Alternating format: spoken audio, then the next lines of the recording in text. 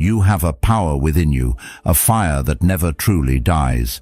It may flicker, it may dim, but it is always there, waiting. And when you least expect it, there's a moment, a thought, a challenge that becomes the spark. It adds fuel to your flame. You may already believe you understand the limits of your own potential, that you've mapped the borders of your strength. But let me tell you, what you believe is merely the surface. Beneath that surface is a vast ocean of untapped force and unrealized ability. There's something inside you that doesn't break, not really. It might go quiet, it might feel distant, but it's never gone. That part of you that kept going when things got dark, it's still here. And whether you know it or not, you've barely scratched the surface of what you're capable of. Most people live their whole lives trapped under a version of themselves that isn't even close to their full strength. They accept limits that were handed to them. But what if those limits weren't real? What if the doubts, the fears, the setbacks, they weren't signs of who you are, but tests meant to wake up what's already within you? You think you've seen what you're made of. You haven't. Because right below the noise of overthinking and underestimating, there's a deeper self, calm, focused, unshaken. And that version of you, it's built on the kind of inner power the Stoics talked about. Not loud, not flashy, just steady, grounded, real. Marcus Aurelius said, "You have power over your mind, not outside events. Realize this, and you will find strength." Today we're going there, to that strength, not the surface level stuff, the real thing. And if any part of you feels like you're ready to stop doubting and start becoming, then stay with me. This video might be the spark that lights everything up again. One simple, free favor I'll ask. If this resonates, if you feel like this is the kind of space you want to grow in, hit that subscribe button. It helps more than you know. Let's get into it. Why do you think you doubt yourself? Not because you're incapable, not because you're broken, but because somewhere along the way, you forgot just how much you've already been through and how much you've quietly conquered. Doubt doesn't come from weakness. It comes from disconnection, from losing touch with the part of you that's been showing up day after day, without applause, without permission, without validation. That part of you that got out of bed when everything felt heavy. That kept moving forward when your mind screamed, "Stop." That smiled at others while you were silently carrying what felt like the weight of the world. Most people never see that strength in themselves, not because it isn't there, but because they've been trained not to look for it.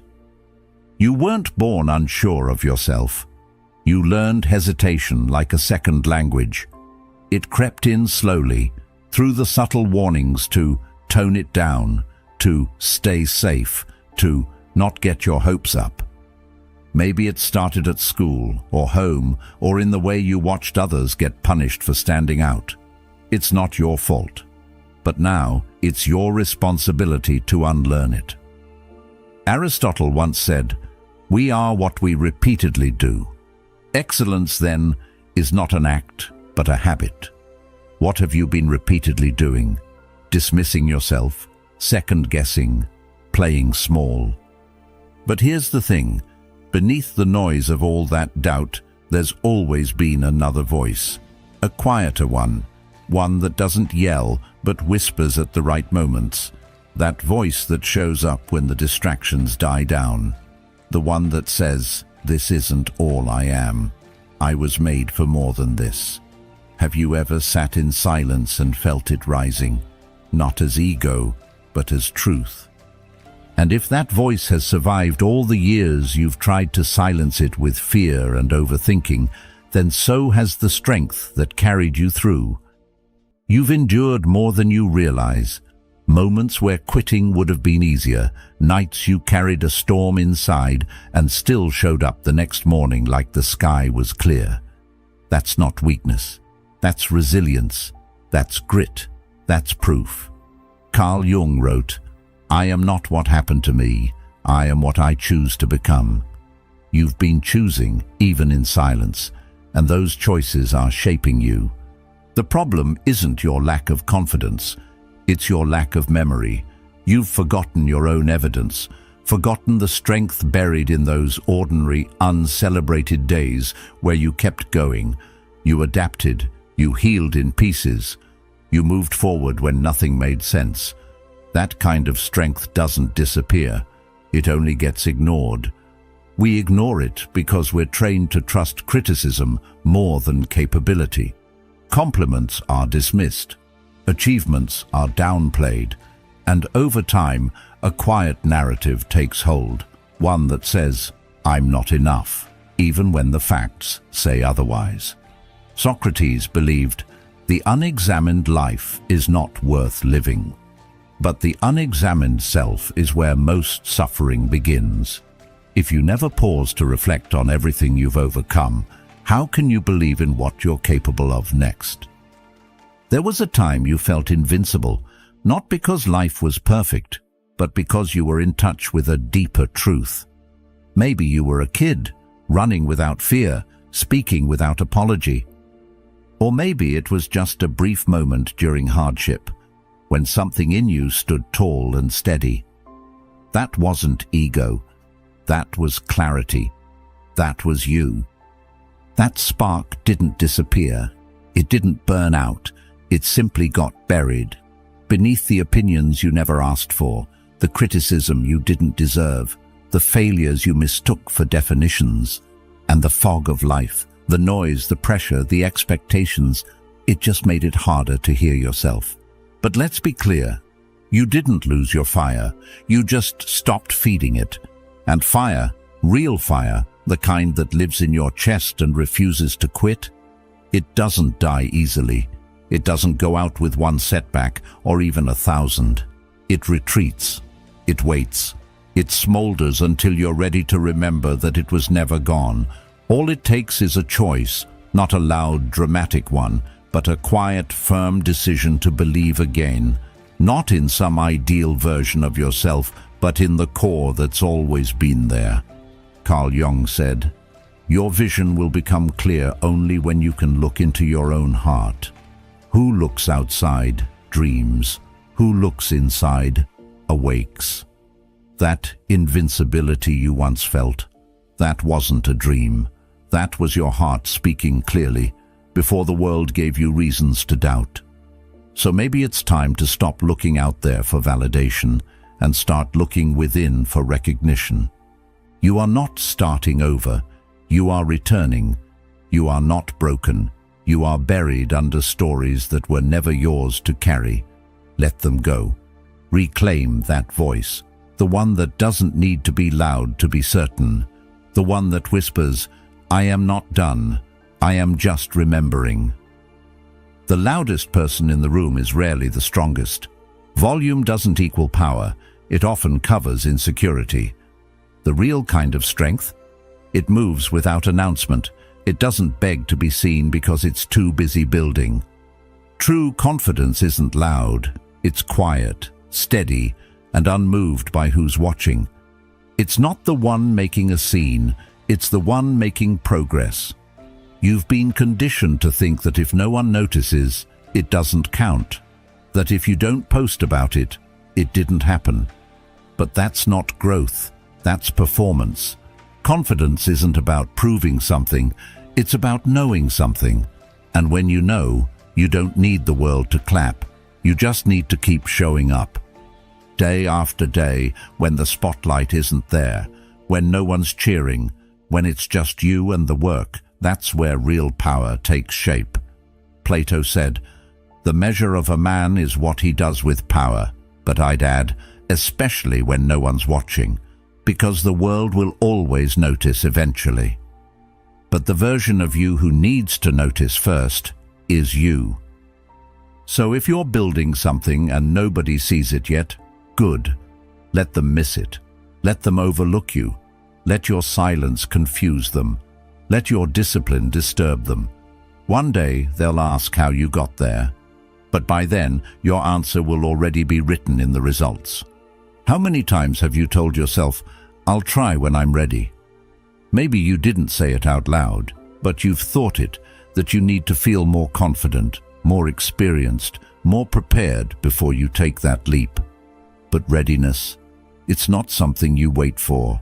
It doesn't show up like a guest who rings the doorbell and announces itself. Readiness is something you build, not through thinking, but through doing. You don't become ready and then act. You act, and through that action, you become ready. Every person you admire, every story that inspired you, none of them began with certainty. They began with hesitation. They began in fear. They just didn't let that fear stop them. They moved anyway, and in that movement they became. As Aristotle said, we learn by doing, not by waiting, not by doubting, but by engaging with the very thing that terrifies us. Fear has a clever disguise. It often wears the face of logic. It tells you to be practical, to wait for a better time, to gather more data, get more approval, feel more prepared. But what if all of that is just fear speaking with a polished accent? What if that hesitation isn't protecting you, it's paralyzing you? Because your future self, the one that's more grounded, more capable, more fulfilled, isn't waiting for the perfect moment. It's calling you forward now, right from the place where you feel most unsure. So if you're scared, good. That means you're alive. That means you're close to something important. Discomfort is not a red flag, it's a signal. It means you're on the edge of growth, standing at the boundary between who you are and who you're about to become. And you don't wait to become worthy of that transformation. You act your way into it. Worthiness isn't something that gets handed to you. It's earned in the trenches of uncertainty, in the choices you make when nothing feels guaranteed. You don't find your confidence and then show up. You show up scared and unready. And through showing up again and again, you become confident. Every time you say, "I can't," your nervous system listens. It doesn't argue. It doesn't fact-check. It accepts the command and begins wiring itself around that limitation. Your body tenses. Your breath shortens. Your mind begins shrinking its expectations. And if you repeat it often enough, it doesn't just become a belief. It becomes a blueprint. One your actions start to follow without question. That's the tricky thing about doubt. It doesn't shout. It whispers, quietly, casually. Maybe I'm just not built for this. I've never been good at that. It's probably too late for me. It sounds like you. It feels like logic. But it's fear. Fear in disguise, slipping past your guard by pretending it's being rational. But what if you started treating your thoughts like suggestions instead of truth? What if you questioned them, not with panic, but with curiosity? Carl Jung once wrote, "Until you make the unconscious conscious, it will direct your life and you will call it fate."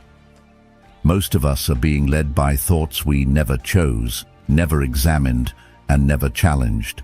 They were passed down by teachers, parents, culture, voices that became our internal narration before we even knew we were allowed to question them. So the next time you hear that inner voice say, "You're not enough," stop. Don't absorb it. Ask, whose voice is that really? Is it a tired version of yourself speaking from a place of exhaustion? Is it someone else's projection from years ago that still lingers in your system?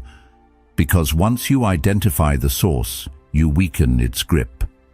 You are not your thoughts. You are the one observing them. You are the thinker, not the thought. And that means you have power. Not to control every thought that comes, but to decide which ones stay, which ones you keep, which ones you build your life around. Your mind is a space, a sacred one. And just like your home, it collects clutter, self-doubt, fear, shame. They pile up when left unchecked. But you can clean it. You can create mental order by being intentional, by replacing noise with clarity. assumptions with questions, judgment with understanding.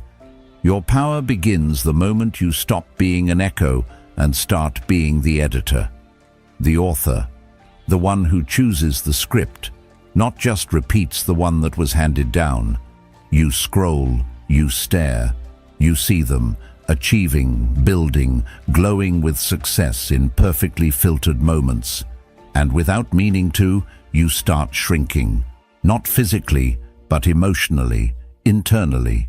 You compare their victories to your doubts, their milestones to your mess, their highlight reel to your behind the scenes, and suddenly it feels like you're falling behind in a race you didn't even realize you were running.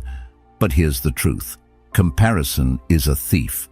It doesn't just steal joy, it takes your focus, your gratitude, your momentum, and trades it for anxiety, envy, and a quiet sense of not enough. And the worst part? Most of it isn't even real. You're comparing your full humanity to someone else's edited glimpse, your struggles to their curated success. It's an unfair fight from the start.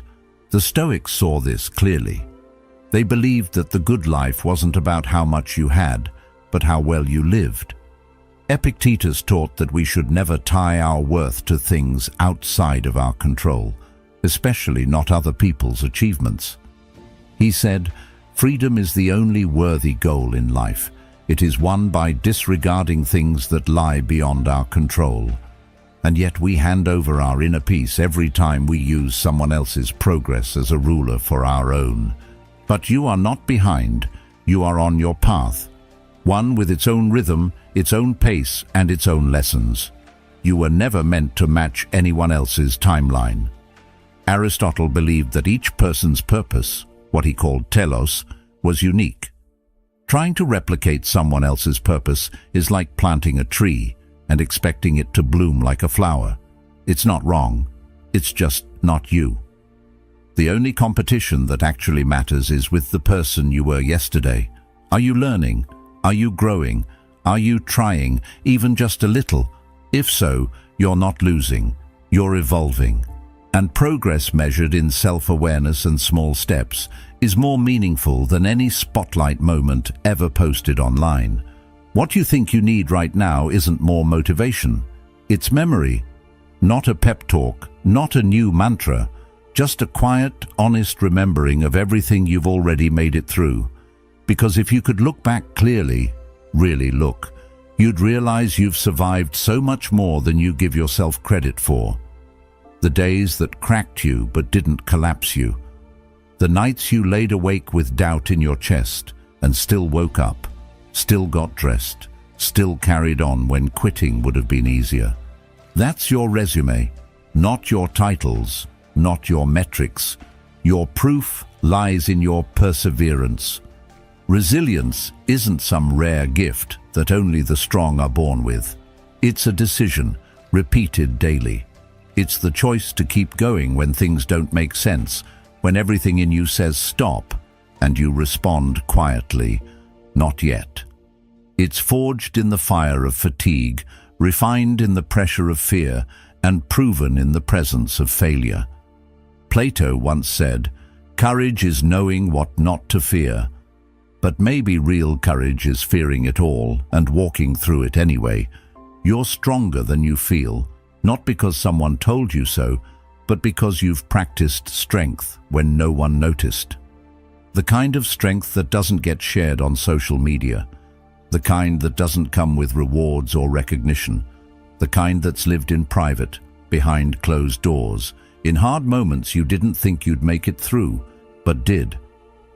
That's where confidence is born, not in speeches, not in applause, but in your ability to stand up one more time after life tries to knock you flat. Your confidence isn't something you build when it's easy, it's something you earn in the dark. The mind is your battlefield, and your sanctuary. It can be the place where chaos multiplies or where clarity takes root. It's not just where your thoughts live, it's where your future is built. And more often than not, it's not the actual problems in your life that undo you. It's the interpretation of those problems. It's the way your mind tells the story. The spin, the fear, the assumption. That's where the spiral begins. Socrates said, "The unexamined life is not worth living." But what about the unexamined thought? That one sentence you repeat to yourself without even noticing. "I'm not ready. They're better than me. This always happens to me." These quiet phrases, left unchecked, become the script you act out day after day, not because they're true, but because they're familiar. But you can reclaim the gate. You can stop letting every thought walk in unchecked. You can become the gatekeeper of your mind, the one who decides what gets to stay, what gets questioned, and what gets rewritten. That begins in stillness, not silence necessarily, but awareness.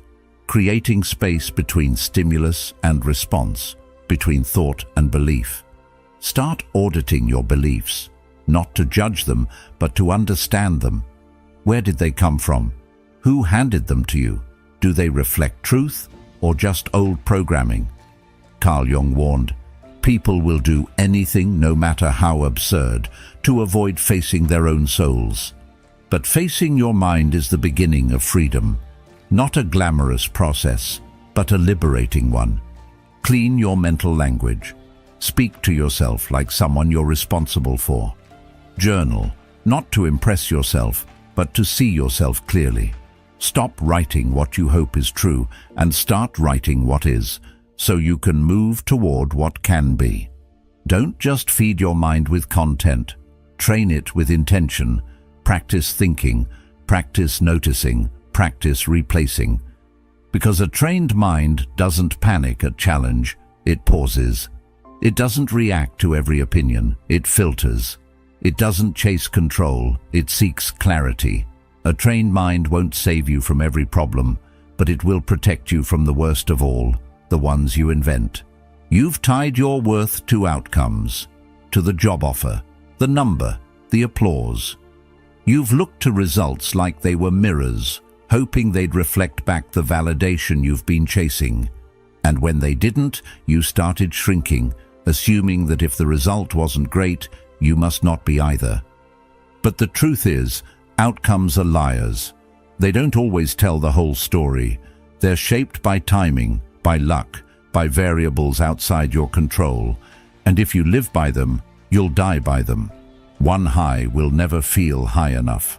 One failure will feel like a verdict. And you'll stay stuck in a cycle of chasing worth from things that were never meant to define you.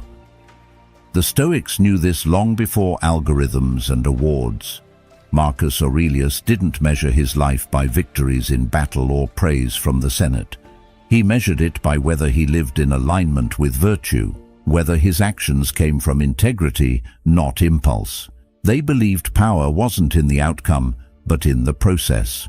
Epictetus said, "Do not seek for things to happen the way you want them to. Rather, wish that what happens happen the way it happens. Then you will be happy." That's not passivity.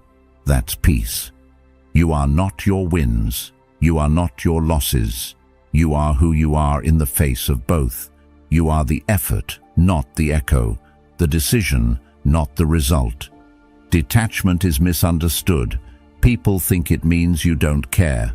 But real detachment means you care deeply. You just don't collapse when things don't go your way. You give your best. You commit fully. But you don't let the result control your self-worth. That's not apathy. That's mastery. You can love something and still let go of the outcome. You can give your all and still be okay if it doesn't land. That's the kind of strength that isn't shaken by external changes, because it's anchored in internal stability. You don't need to jump. That's the myth. That transformation comes in one massive movie scene moment where everything shifts and the music swells. But real life doesn't work that way. Growth isn't one big act. It's a series of small, honest ones. You don't need to see the whole staircase. You just need to take the next step. The one right in front of you. The one that feels hard but true. Courage isn't always heroic. It's not always a grand speech or a bold confrontation. Sometimes courage is whispering no when your whole body wants to say yes just to be liked. Sometimes it's writing one true sentence when your self-doubt says delete. Sometimes it's just getting up, putting your feet on the floor, facing the day even when everything in you wants to disappear. Plato once said, "The first and greatest victory is to conquer yourself, and that victory doesn't come all at once. It comes in quiet, repeated decisions to act in truth, even when fear is louder.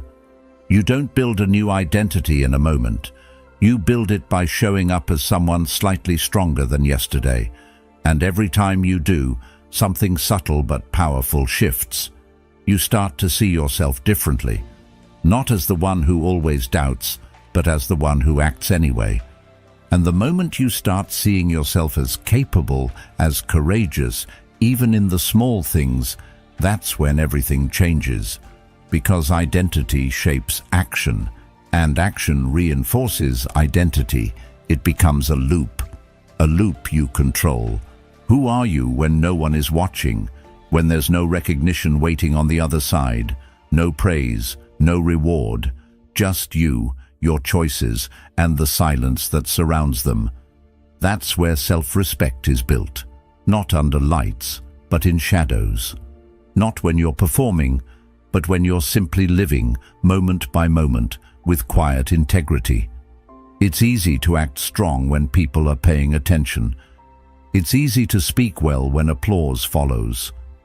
But the real transformation, it happens when you choose to do the right thing, even when no one will ever know. When your actions align with your values, not because someone might see, but because you see, you know. And that knowing becomes your compass. Socrates said, "The soul is dyed the color of its thoughts, but it's also dyed by its habits, the things you do repeatedly when there's nothing to gain." That's what determines your inner architecture. You don't build trust in yourself by talking big. You build it by being consistent in the dark, by following through on the promises you make to yourself in private. Because that kind of consistency, that quiet loyalty to your own principles, is where unshakable self-respect is born. When you learn to show up without needing a witness, your strength becomes internal. You stop performing. You stop needing to prove. You simply are. And when that happens, even the loudest criticism starts to sound like background noise, irrelevant, temporary, powerless. Stop shrinking. Stop tucking parts of yourself away just to make others comfortable. And stop apologizing for your ambition, for wanting more, reaching further, standing in your truth. Ambition isn't something to hide. It's not arrogance. It's clarity. It's that internal knowing that you're meant for something meaningful, but somewhere along the way, you were taught that striving made you selfish, that confidence made you threatening. That was never about you. That was about their comfort. Real humility doesn't ask you to disappear. It asks you to stay rooted. It doesn't mean hiding your gifts. It means offering them with grace. Socrates said, "To find yourself, think for yourself." When you do, you'll realize humility is not shrinking back. It's stepping forward without needing to be the loudest in the room. Courage isn't about noise. It's about presence.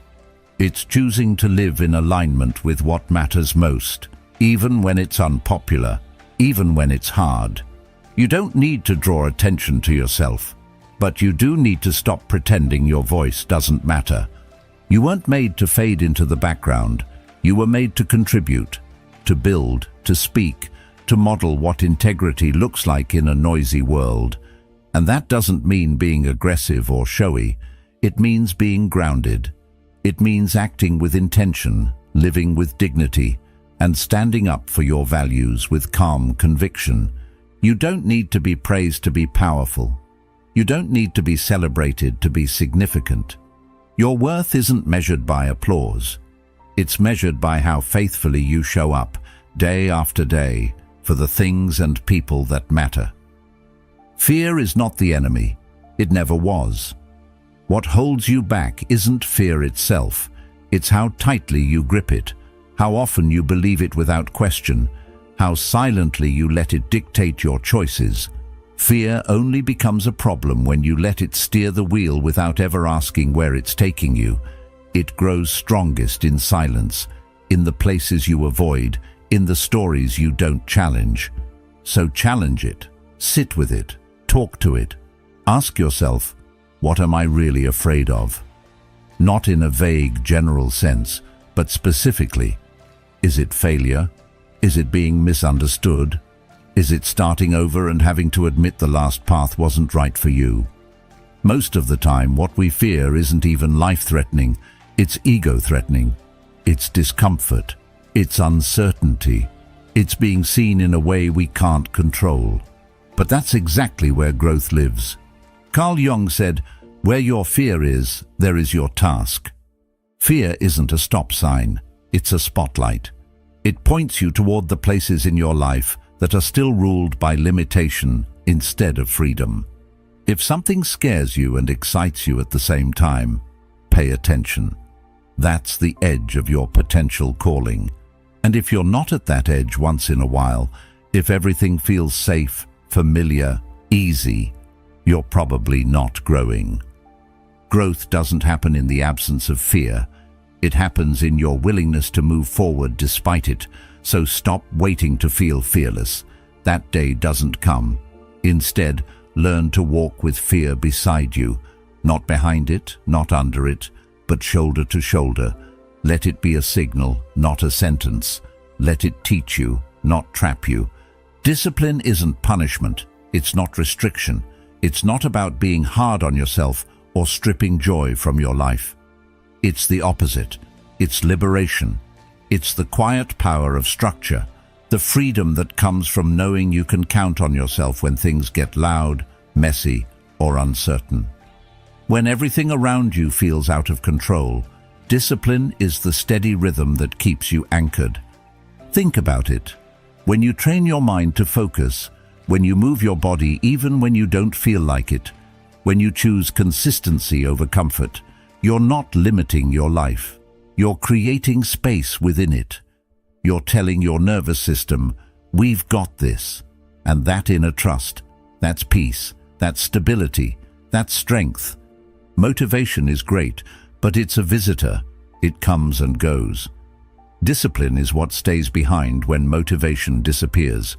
It's what holds you up when inspiration fails. It's what reminds you that your worth isn't based on how you feel in the moment. It's built on the choices you make over time. Aristotle said, "We are what we repeatedly do." Excellence, then, is not an act, but a habit. Make your routines sacred, not rigid, not perfect, but intentional. Let them be your anchor, your reminder. Because on the days when doubt creeps in, when everything feels foggy, when you forget who you are, those routines will speak for you. They'll say, "I know who I am because I show up for myself." And that, more than anything, is what discipline really is. A daily act of self-respect. You've waited too long to feel ready. You've been holding out for the right mood, the perfect timing, the green light from someone else that says, "Now you can begin." But readiness isn't a feeling that magically arrives. It's something you create by stepping forward, even when your legs are shaking. The truth is, you're already becoming.